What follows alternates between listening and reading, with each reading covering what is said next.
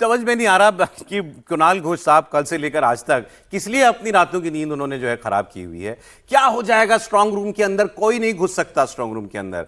दर्जनों लोग तो बाहर, दर्जनों या सैकड़ों लोग बाहर बैठे हुए हैं, हर कोई कैमरे पर देख रहा है, क्या कर लेंगे। लेकिन एक लाइन जरूर बोल दूं। हाँ, कल देर शाम से तृणमूल कांग्रेस ने झूठी खबर फैलाई कि कोई स्ट्रांग रूम में घुस गया और ईवीएम से छेड़छाड़ कर रहा है। कुणाल घोष जी अब बता रहे हैं कि ऐसा कुछ नहीं है, सब कुछ हो गया था। और एक लाइन उन्होंने बोली कि एकदम किला बना दिया है, इतनी जबरदस्त। अरे भाई, जब इतनी इस वक्त किलेबंदी की ही जरूरत है तो एक तरफ आप कह रहे हैं कि इतना सेफ है, फिर अफवाह क्यों फैला रहे हैं, झूठ क्यों बोल रहे हैं। इस तरह की जो कोशिश होती है कि अरे बड़ी गड़बड़ हो गई, मशीन में कुछ गड़बड़ हुई, ये अफवाह क्यों फैला। सर दूसरा मैं पूछ रहा हूं, बचा क्या है? मतलब चुनाव हो गया, ईवीएम सील हो गई हैं, अब जो होगा 4 तारीख को होगा। उस बीच में क्या लोग नेता लोग दौड़ भाग करके कर लेंगे? कुछ नहीं। एक तो देखिए, इलेक्शन का जो सिस्टम है उसको समझने की ज़रूरत है। ये जो बोल रहे हैं, कल रात को भी मैं कहीं था चैनल पर, तब भी ये बात हुई। मैंने कहा कि आप इसको समझने की ज़रूरत है कि इलेक्शन सिस्टम में होता क्या है, कि ये जो ईवीएम्स हैं वो कोई अकेला लेके नहीं जा सकता वहाँ पे, इलेक्शन ऑफिसर्स भी नहीं ले जाते। जब वो इलेक्शन मशीन्स ईवीएम बंद होती हैं तो उस समय जो पॉलिटिकल एजेंट हैं उनके साइन होते हैं, उनके सामने वो सील होती है, उस सील पर भी साइन होते हैं, ठीक है। फिर जब वो स्ट्रांग रूम में जा रही होती हैं तो पॉलिटिकल पार्टीज़ को अलाउ किया जाता है, उसको फॉलो कर सकते हैं। जब स्ट्रांग रूम में बंद होती हैं तब भी वहाँ पर साइन होता है पॉलिटिकल पार्टी के एजेंट का, वो होता है, और उसके बाद वो लॉक हो जाता है। जब सील खुलती है काउंटिंग से पहले तब भी उनकी प्रेजेंस में होता है, और वो कोई एक पार्टी का नहीं, कम से कम 2-3 पार्टीज के वहाँ पर रिप्रेजेंटेटिव रहे, उनकी इसकी सारी वीडियो रिकॉर्डिंग, और सारी वीडियो रिकॉर्डिंग सबकी सब हो रही है, और सारे के सारे सीसीटीवी में वो कैद हो रहा है, मॉनिटर हो रहा है। और जब वोट डल गया, अब इसमें से कुछ बदल नहीं सकता कुछ खास। वहाँ पर कल रात को क्या बात हुई कि पोस्टल बैलेट्स, ये जो वीडियो आप दिखा रहे हैं इसमें ये कहा गया टीएमसी ने कि भाई पोस्टल बैलेट्स को है ना, उन्होंने काउंटिंग करना शुरू कर दिया। तो ऐसा इलेक्शन कमीशन कर ही नहीं सकता। अब जो सिस्टम हो गया ना, देखिए जितना फर्जी वोट डलना होता है वो सब होता है, वो इलेक्शन से पहले होता है। इलेक्शन के बाद की संभावनाएं कम होती हैं, और वो जो हो सकती हैं वो काउंटिंग के वक्त होती है। मतलब यदि कोई ऑफिसर मिलकर कुछ करना चाहे, हालांकि वो भी संभव नहीं है क्योंकि सबके सामने हो रहा है, सारी बातें हो रही है, लेकिन जब वो रिकाउंटिंग और वो 2-4-5 वोट का इधर उधर हो रहा है तब होता है। ये सब कुछ नहीं होता, क्यों जरूरत पड़ी? और अफवाहें, ऐसा टेंशन वाला स्टेट है तो वो अफवाह होती ही रात को बहुत वहां पर मारपीट होने वाली थी सर, सब कुछ हमारा तो कैमरा लाइव। एक काम और करना चाहिए, नहीं सबके कैमरा है, और एक काम और करना चाहिए था ममता जी को भी, कुणाल घोष साहब को भी, रात को 12 बजे, 1 बजे, 2 बजे उनको कहना चाहिए था कि हमने देख लिया, कुछ नहीं हुआ। कम से कम ये बात तो बोलना चाहिए ना।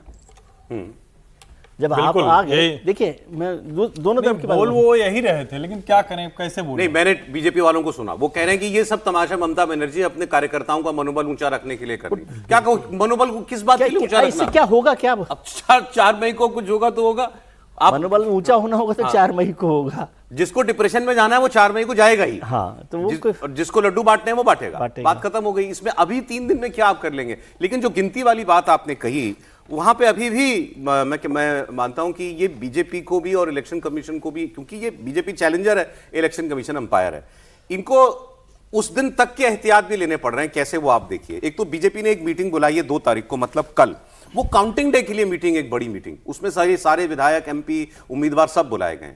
तो काउंटिंग डे के लिए क्या तैयारियां स्पेशल कर लेगी बीजेपी, एक इसको समझेंगे। इलेक्शन कमीशन की तरफ से 2 कदम उठाए गए इस बार जो नए हुए हैं ऐड, और ये केवल बंगाल के लिए नहीं है, सारे मतलब एक ये जो मैं खबर बता रहा हूं ये सारे राज्यों के लिए है।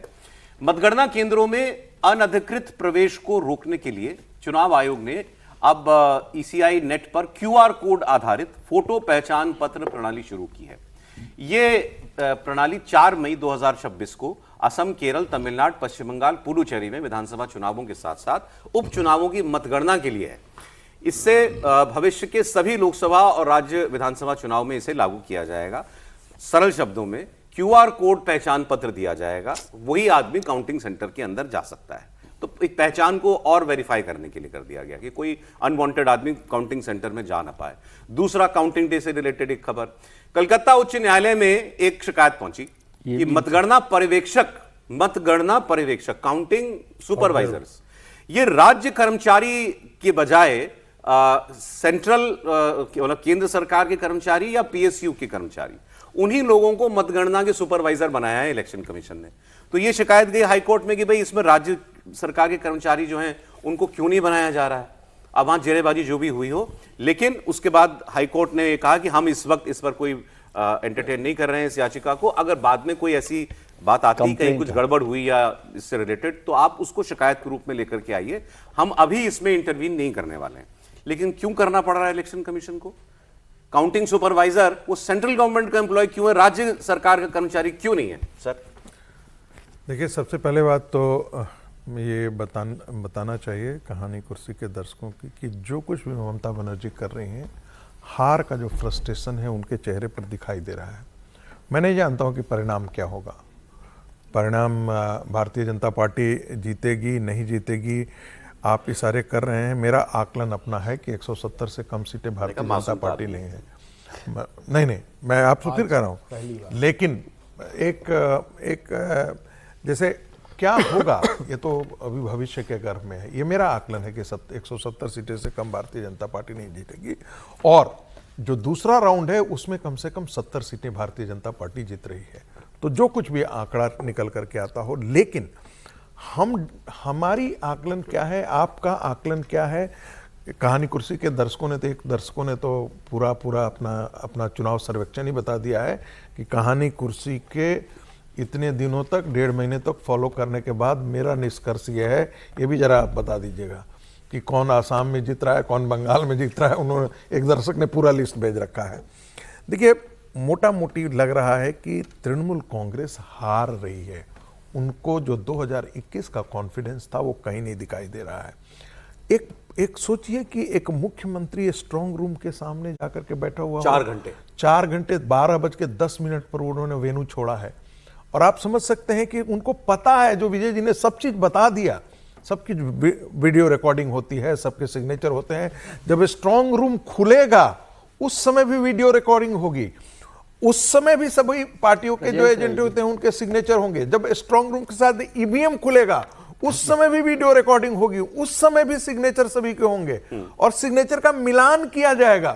तो इतनी एहतियात के बावजूद भी आप कह रहे हैं, तो ये नैरेटिव बनाने की, हार से पहले उनको भय है ये बात कि ये चुनाव, शायद हम, उनका आकलन है कि हम ये चुनाव हार रहे हैं। एक तो ये। दूसरी बात यह है कि बंगाल के अंदर यदि आप देखेंगे कि जो बाहर से क्यों भेजा गया, क्योंकि पता था कि बंगाल के अंदर जो राज्य कर्मचारी थे वो पार्टी के साथ खड़े हो गए थे। इसलिए एक बाहर से, चाहे वो गुजरात का आदमी हो, चाहे वो बिहार का आदमी हो, चाहे वो पौंडीचेरी का आदमी हो, चाहे वो केरला का हो, ऐसा नहीं है कि सिर्फ उत्तर प्रदेश से, बिहार से, गुजरात से गए हैं। पौंडीचेरी से भी बुलाए गए हैं, बाकी अन्य राज्यों से भी बुलाए हैं, कर्नाटक से बुलाए गए हैं। कर्नाटक में तो वो नहीं था ना, कर्नाटक में तो भारतीय जनता पार्टी की सरकार नहीं है। सभी जगह से कॉम्पिटेंट अधिकारियों को, और ग्रुप ए अधिकारी को तो चुनाव आयोग ने पहले बंगाल से ही मांगा था। अभी जो कलकत्ता के पुलिस कमिश्नर हैं, अभी वो कौन है, उनके बारे में तो कहा जाता है कि दीदी के बहुत ही करीबी आदमी है जी, उनके बारे में बोला जाता है। आप किसी से बंगाल में, आप ब्यूरोक्रेसी से पूछिएगा कि वर्तमान पुलिस कमिश्नर कलकत्ता जो है वो दीदी के आदमी माने जाते हैं या नहीं माने जाते हैं। ठीक है सर, परेशानी क्यों है भाई? अच्छा, इसे किसी शिकायत को हाईकोर्ट में तो कई एप्लीकेशंस गई हैं अलग अलग मुद्दों पर। वो पुलिस के ऑब्जर्वर बनाए गए थे, उनके लिए भी गई थी कि क्यों दिल्ली से लोग भेजे जा रहे हैं। किसी अभी ये इलेक्शन कमीशन का क्योंकि डोमेन है, हाईकोर्ट ने कहीं हस्तक्षेप कर नहीं किया, कहीं भी उन्होंने इंटरवीन करने, हर जगह इनकार किया है। अब जहां तक प्रोसीजरल बातें हैं या सेंट्रल फोर्सेस लगी हैं, ममता बनर्जी ने कहा ना ये तो चुनाव चोरी करना चाह रही हैं, तो उस पर पश्चिम बंगाल के जादवपुर विधानसभा सीट से सीपीएम के कैंडिडेट को सुनना चाहिए आपको। इनका नाम है विकास रंजन भट्टाचार्य। ये क्या कह रहे हैं? इन्होंने कहा कि ममता बनर्जी की निराशा है कि वो इस किस्म की बातें कह रही हैं, और ये उनके लोगों ने 15 साल गुंडागर्दी और अपनी मनमानी की है, वो मनमानी अब नहीं चल पा रही है, वो आपको ममता बनर्जी के एक्शंस में दिखाई दे रहा है। वरना सीआरपीएफ हो या इलेक्शन कमीशन हो, हमें इनके किसी के कॉन्डक्ट से कोई शिकायत नहीं है। अधीर रंजन चौधरी ने प्रशंसा की। Her frustration is obvious because her goons could not had the free hand this time. Since 2011 onwards till today, the elections were controlled by TMC goons. After 11 o'clock in the morning, all the booths were really taken over by them, these goons, and they used to control. Now this time they failed. And that's the frustration and fear of Mamta. एक चुनाव हो रहा है और कांग्रेस और left वाले जो हैं वो कह रहे हैं कि कहीं कोई हमको प्रक्रिया में कोई कमी दिखाई नहीं दे रही है। देखिए, बड़ा दुर्भाग्यपूर्ण है कि ममता बनर्जी जैसी नेता कोई पहली बार चुनाव लड़ रहा हो और पहली बार चुनाव प्रक्रिया को सामना कर रहा हो और वो इस तरीके से आरोप लगा और उसे लगे कि भाई ईवीएम में कुछ तरह की छेड़छाड़ हो सकती है तो समझा जा सकता है। ममता बनर्जी तो 1984 में पहली बार लोकसभा की सांसद बनी थी, 7 बार की लोकसभा की सांसद चुनाव लड़ी, वो इसी चुनाव प्रक्रिया से वो चुनाव जीती है। मुख्यमंत्री 3 बार की मुख्यमंत्री रही है, 2011 का चुनाव जीती है, 2016 का जीती है, उसके बाद 21 का वो चुनाव जीती है। तमाम चुनाव लड़ने के ममता बनर्जी का अनुभव है, चुनाव प्रक्रिया से हो गई है। और क्या लोकसभा चुनाव के समय भी ममता बनर्जी ने ऐसा किया था कि 2024 के लोकसभा चुनाव हुए थे कि ईवीएम के लिए छेड़खानी का आरोप लगा कि भारतीय जनता पार्टी लोकसभा सीटें जीतने के लिए ईवीएम में छेड़खानी कर रही है और ममता बनर्जी गई थी? किसी चुनाव में ममता बनर्जी का ऐसा व्यवहार देखने को नहीं मिला कि जो कार्यवाहक मुख्यमंत्री है, इतनी बड़ी नेता, वो रात को जाए और 4 घंटे वहां पर जाकर बैठे। मुझे लग रहा है ये बता रहा है कि ममता बनर्जी किस तरीके से इस चुनाव में हार रही है और ममता बनर्जी को समझ में आ गया है कि ये चुनाव मेरे हाथ से निकल गया है। अब उन्हें लग रहा है कि जब चुनाव में हारूंगे 4 मई को तो मेरे पास ये कहने के लिए एक आधार हो जाएगा कि ईवीएम में जिस दिन गई थी 30 तारीख की रात को और 1 तारीख को जिस तरीके से आरोप लगाया था चुनाव आयोग पर, चुनाव आयोग ने धांधली की और भारतीय जनता पार्टी को चुनाव जिताया है। हार का कारण मुझे लगता है ममता बनर्जी इसमें देखना चाहती थी।